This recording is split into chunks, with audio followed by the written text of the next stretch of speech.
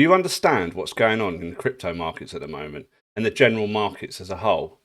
The market saw an absolute bloodbath last week with many liquidations and people getting absolutely wrecked. Well, in this video, we're going to go through cyclicals, technicals, fundamentals, and bring it all in together so that I can help you understand what's going on.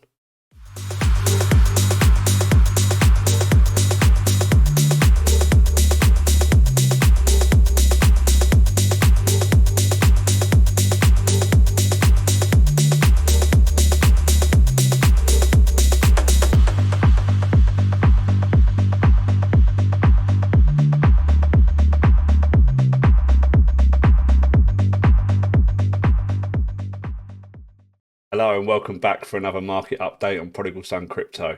Myself, Chris. Today we're going to be going through the technicals, the fundamentals, the economics, all what's going on around these markets, what's been impacting them, how and why, and is this dip over?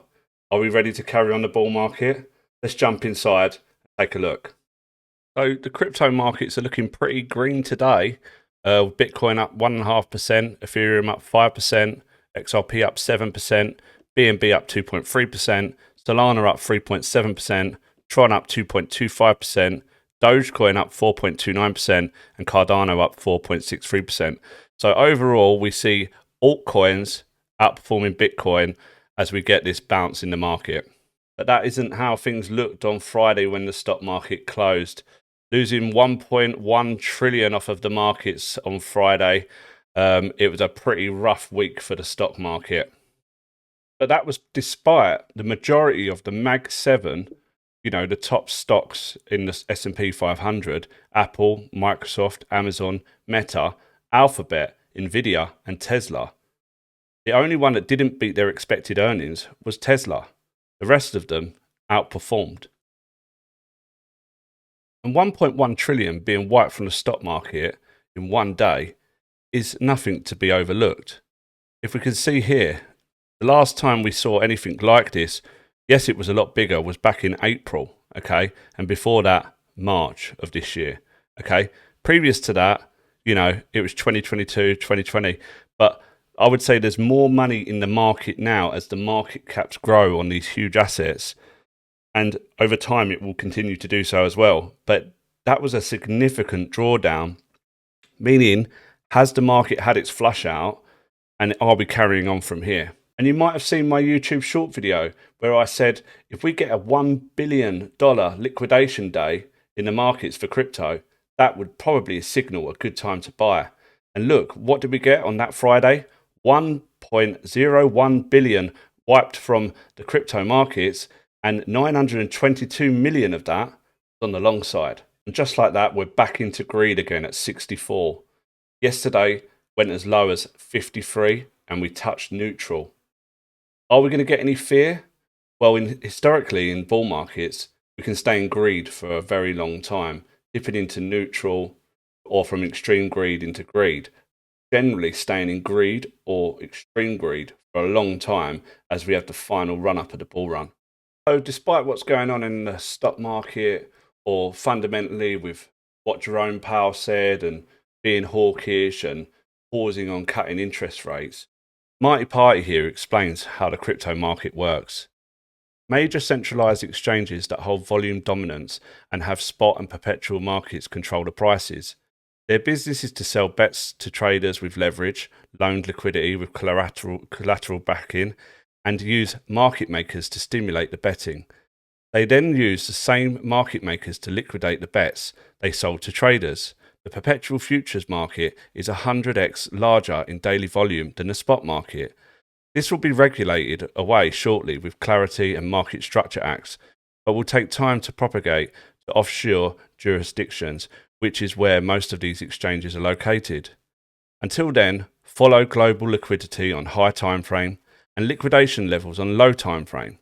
This is artificial volatility and will be regulated out of the markets, but it's important for the long-term buyers to understand this. On good macro news and on good crypto news, traders go long, so exchanges will flush the market to the downside. On good macro news and good crypto news, traders go short, so exchanges will flush the shorts to the upside. I know this is hard to accept, but it's how it is. You can take advantage of this arbitrage until regulation. Buy the bottom of flushes. And that's right. This is what I was saying. When you see a $1 billion liquidation day in the crypto markets for the long side, that means you should buy. If you see a $1 billion liquidation side to the short side, maybe you should take profits, But what he's trying to say here is long term, the fundamentals, the global liquidity is directing the market to the upside. In the near term, the exchanges are going to take advantage of the traders being long or short and liquidate them to increase their profits. Now, permeable head pillows may be a bit overly bullish on this opening statement, but the rest of it I can totally get with. So I think crypto will bottom on Monday and Q4 will go parabolic. This feels like another violent shakeout before a reversal. Why? First of all, the real fear came from the US military posturing towards Russia. Trump's nuclear war comments fueled panic and liquidations post-close. Binance and Coinbase used this news to flush millions of BTC, ETH and SOL to dump prices and to wipe out leveraged longs. See my tweet from August 1st with proof around this liquidation scandal. Secondly, Bitcoin reached 120,000 without any Fed policy shift, and I keep saying that the Fed haven't cut all year. The move tracks rising M2 money supply expansion daily. I'm ignoring the short-term market noise and holding my position, expecting much higher BTC and ETH targets in the coming months. Looking forward, key events approach in late August. I expect the Fed to cut rates in September. Kugler resigning lets Trump install a dovish Fed voice. This could preview his pick to replace Powell in May. Such a shadow chair could shift policy dovish early. I'm bullish on crypto heading into Q4 2025. Drivers include Fed cuts, economic strength, and the regulatory clarity. And they both highlight the M2 in their statements. Both Marty Party and Ted Pillows mention M2, follow it for its strength, okay? And we've been following this here on this channel, okay? Because I'm a massive follower of Raoul Pal and Real Vision and all of that. And Raoul Pal and Julian Bittle, two of the key members of the Real Vision team, they've been highlighting this for some time. And look, you can see it's still tracking it. Even this dip here looks quite like that dip there. I'd like to always say that you can't follow this swing by swing, move by move. There's plenty of times where it sort of goes off track and everything like that. But I'd say since 2024, I mean, you can resize some of that to make it fit as well. But since then, it's been following it quite nicely. And I will highlight that this goes on up until, sorry, let's move that out of the way. This goes on until September 23rd, okay? That's where you see a peak, and then you see a lower high around mid-October.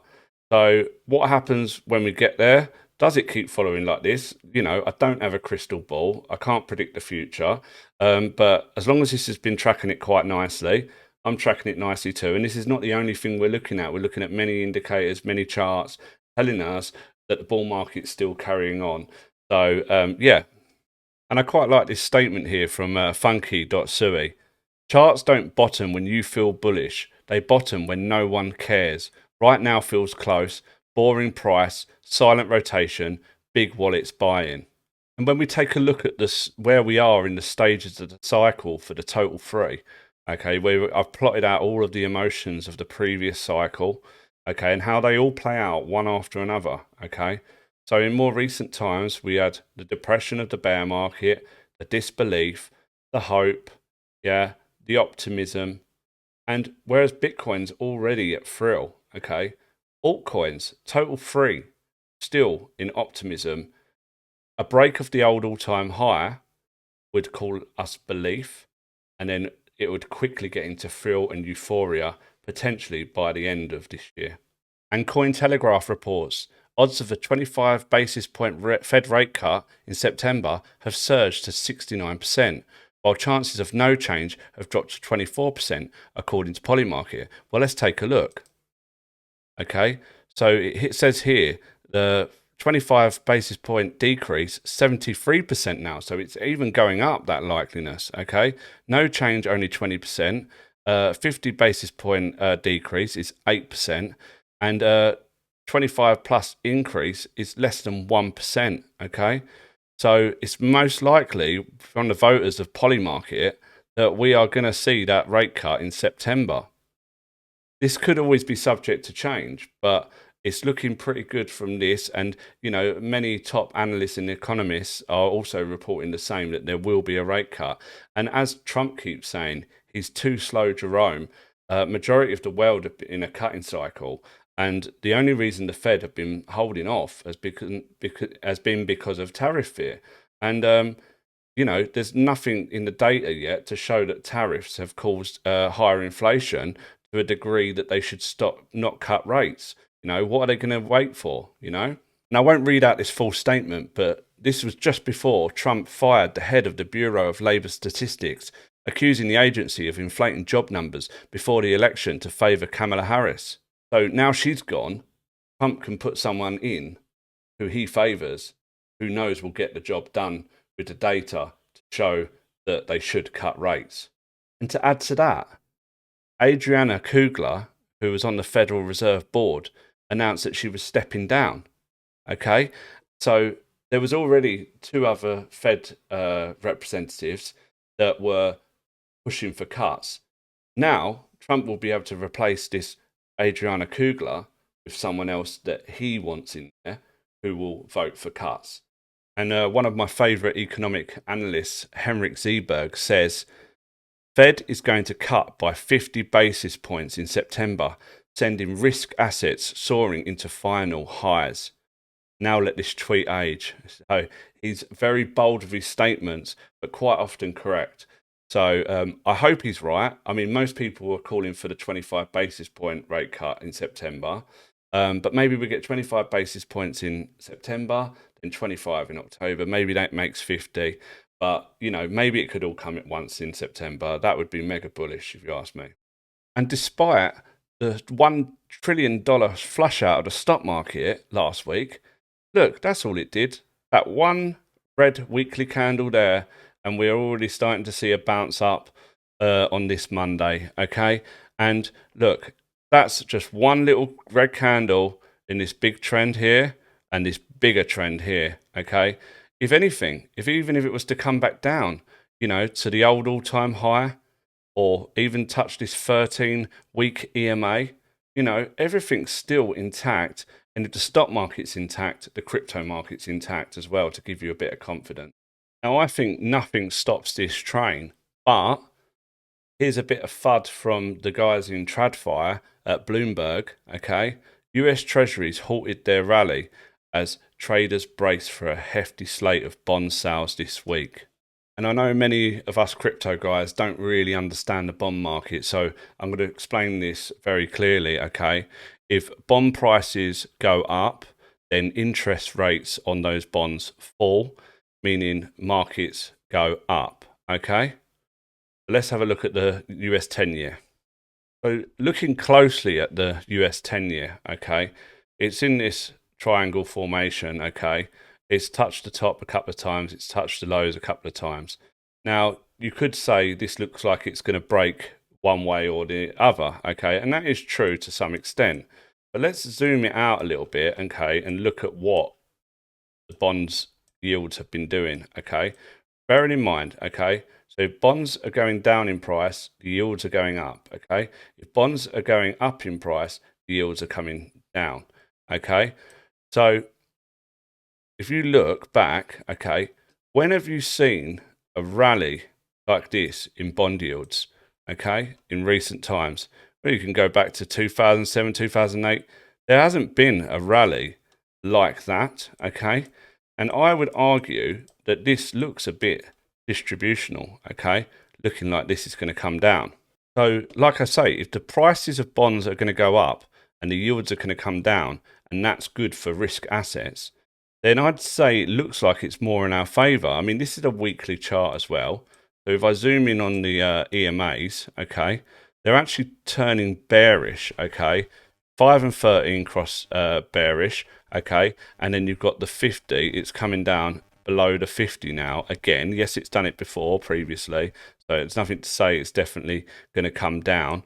But I'd say we're heading more to the bottom of this pattern than to the top. And like I say, and this can play out over weeks or months, okay? So, you know, even if it got a fake out to the downside and then continued up higher at a later date, you're talking about getting us down towards the end of the year, which if this alt season is going to play out now, that's the time period that we need. Here's the DXY, okay?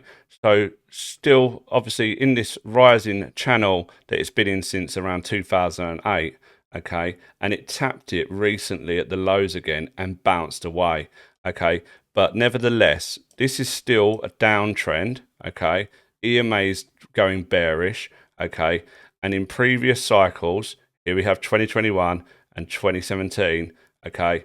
And if it can fall down to those levels of the DXY at around 89, 90, things are going to be very bullish for crypto markets.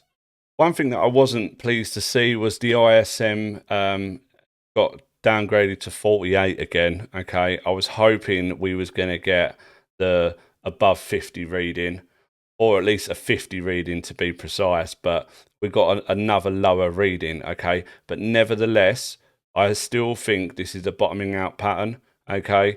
Whether it's like an inverse head and shoulders or a big W or something, or just accumulation. It's hard to do technical analysis on a chart like the ISM like that, but what we always look at is where this was, okay? Towards the alt season, it was at its highs in 2021, at the end of 2017, 2018 at the highs, okay, 2014. And you know, it's very cyclical. I do believe this gets an upswing. This is roughly every 4 years you get the big upswings. So are we very early for altcoins, risk assets, you know, even the stock market, you know, those lower cap stocks and everything like that that will run hard when this is going up, you know? And when we look at the VIX, okay, so even though we had 1 trillion wiped from the stock market last week, okay, where's the big spike in the VIX? You know, like back in April, like it said, yeah? It said that, remember before earlier in the show, I was saying how there was previous massive losses in the stock market. Well, the last one was around April of 2025, okay? And it had a massive spike on the VIX, and you only get these big spikes occasionally, okay? We haven't got one. It still looks like it's heading down. Okay, and each of these, see these yellow trend lines here, okay? Now, each time it broke down from a trend, so it's breaking down from a climbing trend, okay? Breaking down from a climbing trend.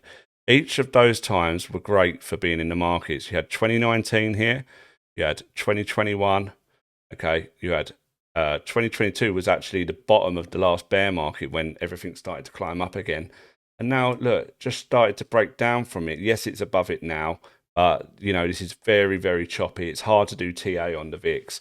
But what you want to see is lower levels on the VIX. I mean, if you see higher levels up here, it's often when you get capitulations and everything. When it's climbing upwards, like, it's usually not a great time to be in the markets. But this looks like it's about to fall down again. Let's come back and check this in another show. And when we talk about cycles, one of the cycles I always like to refer to is the presidential election cycle. Okay, I've marked out each presidential election every 4 years on the NASDAQ chart. Okay, I suggest you go and do the same. Actually, it's usually like the first week of November in every 4 years, like it was 2024, 2020, 2016, and so on. Okay, and what you see in each election cycle is by the time the next elections happen, we've gone from bottom left to top right, okay? Now, then you get some dips in the middle, like, you know, back here in 2018, okay, and 2020, okay, you get these dips. Now, between the 2020 and 24, we had this huge dip, okay, huge correction, almost like a bear market, like similar to this 2008, just maybe not as extreme or not as hyped in the news, or, you know, there was after 2000, that was a big decline. So it all depends on what type of cycle you're in or where you are in the cycles. But I would say it's usually good to just hold throughout, okay? But then again, there are bearish moments that if you can risk off and get out of the market and maybe take profits ready to buy later, that's a good idea. But I want to bring your attention to this table that I created, okay? So I got this chart, I got all this data, and I used ChatGPT to get this for me, okay? Now I've got every year, every month of every year, and I've highlighted, you know, the elections from 1973 all the way to present. And I've also got on here what the Fed was doing. Was they in a pausing environment? Were they tightening? Were they cutting? You know, were they increasing their balance sheet, loosening? You know, all the conditions there. So there was a number of reasons why I wanted to get that data. Okay, I wanted to see what the financial conditions or the Fed's policy was at the time for each cycle, to see how where we're at now, how it compares, and everything like that. But while I was doing that, I also did some analysis, okay, and I wanted to see whether you hodled through each year of that cycle, what was the performance of that, and also like the total return score in percentage gains, okay. So, you know, like pre-election years, so that's the year before the elections, 7 out of 13 from 1973 to present were positive, giving a total returns of 73% of all of those years, okay, when you added it up, okay. And post-election year, meaning the 12 months after the elections, 5 out of 13, which is what we're in now, okay, 5 out of 13 gave a total returns of 78.3%. The post-election year, which is also what we're in now, but actually I'm not talking about 12 months after the elections, but for the actual year from the January to December, gave a much better performance of 131%. That's 8 out of 12 as opposed to 5 out of 13. Pre-midterm years gave 8 out of 13, okay, but then gave 141%, okay. So the post-election year gives better returns than the post 12 months after the election. What does that tell you? That means if you add on November and December of the post-election year, you're increasing your gains by a significant amount. And what I noticed even more so from there, now don't hold me to this, okay, but it says to the midterm elections, which will be in November of 2026, okay, then you're increasing by, you've got 7 out of 13, but you're increasing the gains by almost double by just holding the post-election year. Now, I believe there will be, my psychoanalysis tells me that there will be a euphoric stage at the end of this year. But as we're in the 18-year cycle and the mania phase, okay, that means that the overall bigger cycle could continue well into and up to the midterm elections. Just something for food for thought. Take a little screenshot of that if you want to and have a look into that. But I think what I'm trying to get at is maybe we get this euphoric stage toward the end of the year, an alt season as such and everything like that. And then maybe there'll be a good time to risk off and everything. But maybe the recession or the wider impact to the markets longer term will come maybe a bit later, more like in 2026. And to show that we've probably still got a lot to run here on the stock market and on crypto. So this is the top of this big formation, big cyclical formation for the Russell 2000, the lower cap stocks, okay? This is not your Mag 7. This is your more lower cap stocks, okay? The top 2000 stocks, okay?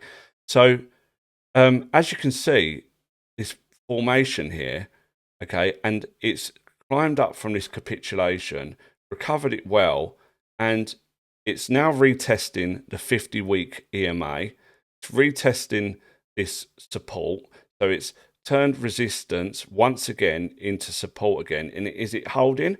Well, but look what else is going on. I'm about to overlay the others chart. So the others is everything excluding the top 10 in crypto. Okay, it's pretty much the same formation. Okay, so lower cap stocks and lower cap cryptos pretty much forming the same sort of chart structure. when you zoom out on the macro. Okay, and look, as we can see, look, so others double bottomed and it's broke above, and it looks like it's following up the Russell 2000.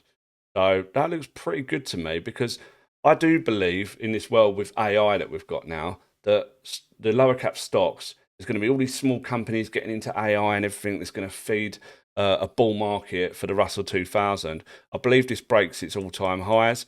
So let me take that off a second. So I believe this breaks its all-time highs. Okay. And then where does it go then? Okay. And look, every election, it goes up after the election at some point, right to left, like most indexes do. So I believe that's going to happen now. We haven't really seen it go up since the US elections this time round. So it needs to have some time to go up between now and 2028. Okay. And I believe when that goes up, I believe, and it probably looks like it already is starting to, I believe altcoins and the others chart will do too. And looking at others itself, okay, it's held this trend line. We looked at that in some of my earlier videos. We was looking at this trend line from 2018, in fact, okay, and it bounced off it twice again, and it started to make its move up. Let's zoom in closer, okay, and we are bullish on the EMAs. We've retested the 50. We broke this downtrend. We changed structure. We're starting to climb up. We've got resistance here at this 300 billion level. Once we take out the 300 billion level, it's going to be 350 billion, 450 billion, okay? And this is all part of a wider channel, okay? I mean, what if, you know, others can get up to here to like around $3.5 trillion market cap? I mean, that would be huge. The amount of gains to have in altcoins in that time would be fantastic. And everything looks good for crypto. So if we go on DeFi Llama and you look at the total value locked in crypto, $134 billion locked in DeFi.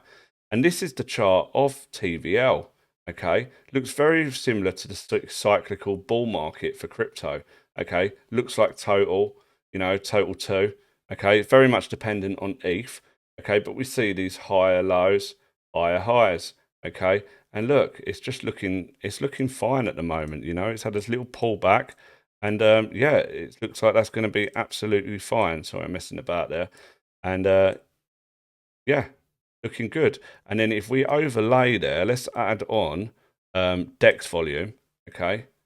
And what we can see is these green spikes in DEX volume. So we had, you know, one here, a higher one here, and a higher one more recently, okay? What's that? What is that higher? DEX volume, 9.86 billion, okay? Brilliant. And I'm not sure if this is recorded in that total amount, but Cetus, the main DEX on Sui, obviously the most popular new layer one of this cycle, has hit 6 billion in volume in July, okay? Probably nothing, you know? Doing pretty well there. So the fundamentals of crypto behind the scenes are seeing great volume, and a lot of the tokens seeing a lot of heavy accumulation. I believe the prices are being suppressed, you know, and it's like when you try and hold a ball underwater, like a blow up ball or rubber ball, you hold it underwater so much, suppressing it down. Eventually it's going to pop and just come flying out the top of the water. And hopefully that's what our charts are going to do for all of our altcoins. I'm grateful to be with you all here today. America's a frontier nation. Our people have always pushed boundaries in exploration, politics, science, and technology. To be American is to be constantly moving. So many things that are bullish going on at the White House and with the SEC towards crypto. The whole landscape is changing for this space. Okay, so there you saw Treasury Secretary Scott Bessent talking at the announcement of the digital assets framework. Okay, that was him talking there. There was a big meeting there. They've released the papers on there. You can go and find them for yourself and give them a read. And also, the SEC released listing standards for crypto ETPs via new exchange filing, with any coin of over 6 months of futures trading on Coinbase derivatives appearing likely for approval. September, October timing expected for multiple altcoin ETFs approvals, as per Eric Balchunas. Just to show even more so how the landscape's changing, the biggest crypto bear, okay, head of JP Morgan, Jamie Dimon, okay, is now talking positively about crypto, even though he's, still sounds very skeptical about it. He knows he's got to jump in line. He's got to play this game, because otherwise they're just going to get overpowered by other banks. They've agreed how to use our APIs, which we think is a good thing. So we'll be in it, and we'll see. It's a little bit of a solution looking for a problem, because if I'm going to send you, we already have the JP Morgan coin. We already moved money 24/7. We moved $10 trillion a day quite effectively, efficiently, safely, with all the cyber protection and stuff like that. But if I'm going to send you a stable coin, you're going to say to me at one point, well, I don't want your mutual fund, just send me cash, and then I'll invest the way I want. But there are things that stable coins maybe can do that traditional cash can't, like is programmable. I might be able to send that stable coin, then you can send it to 10 different vendors you want to pay on a regular basis or something like that. So we'll be in it and we'll use it. And if the customers want to use it and how they use it and it's used properly, we'll be doing it. It's what the customer wants. It's not what JP Morgan personally wants. Sounds like that's the case with both private credit and crypto. And it's official. We're no longer in Bitcoin only season, okay, as we approach altcoin season now. Okay, so it took a sharp move up. It's taken a pullback. And, is this going to continue going? Do we chop around here for a bit going up? Who knows? But we're not in Bitcoin season only anymore. Altcoins are starting to outperform Bitcoin, which is what we wanted to see. And crypto search trends are up as well, as you can see here. Okay, so from 2021, okay, it's just seen lower highs, okay, and then we saw a higher high around November, December time. Since then it bled out, and now we're seeing the first signs of a recovery of people searching the word crypto on Google. And a quick look at Bitcoin dominance, okay, so Bitcoin dominance is falling down once again, okay. It took a little sharp move up here, okay, and then it got rejected off of this 200-day EMA, okay. The 5 and 13 daily EMAs are turning back down bearish again. It's lost this level here, okay, of 61.9%, around 62%, call it, okay. Is it going to head back down here? What happens when it gets down here on this long existing trend line? Okay, I'll be interested to see that. I think when it breaks that, whether it goes up a bit more first or whatever, I feel like the time is coming where it's going to head down to this level and break it. And if it breaks 60% level, then it's full on alt season. And the historic risk levels have still got so much to run. Okay, these are previous cycle tops. Okay. And this was a mid-cycle top, this was a mid-cycle top, okay, and this was a mid-cycle top. Okay? I believe we've only had a mid-cycle top on the historic risk levels, okay, so there's still plenty to run. Whether it gets up to this 9 level again, who knows, but I believe it's going higher in the near term or in the medium term. Well, I hope you found that market update very useful. We went through some technicals, fundamentals, and some economic stuff and cyclical data. So hope that reassures you that we're still in a bull market. That's my belief anyway, not financial advice, of course, but I believe that's where we're at. I believe we've still got the mania phase, euphoric phase still to come. I believe there's still lots of gains to come in altcoins and even meme coins as well. So in my next video, I'm going to do a special on meme coins, okay? I'm going to look at my favorite ones I'm holding, and give you some good calls for the rest of the cycle, because I believe there's still going to be that flow of risk, okay? I believe the layer ones and the good utility coins are going to run. I'm heavily invested in them, and I always suggest to be diversified and be mostly in those stronger, fundamentally strong coins, okay? But this is a market full of hype and speculation, okay? And of course, that risk flow will end up transferring down towards the meme coins. Once again, we will get another meme season, and I'm going to show you some of the strongest ones. So if you like the sound of that, click like and subscribe, follow me, and I'll see you in the next video coming in the next day or so.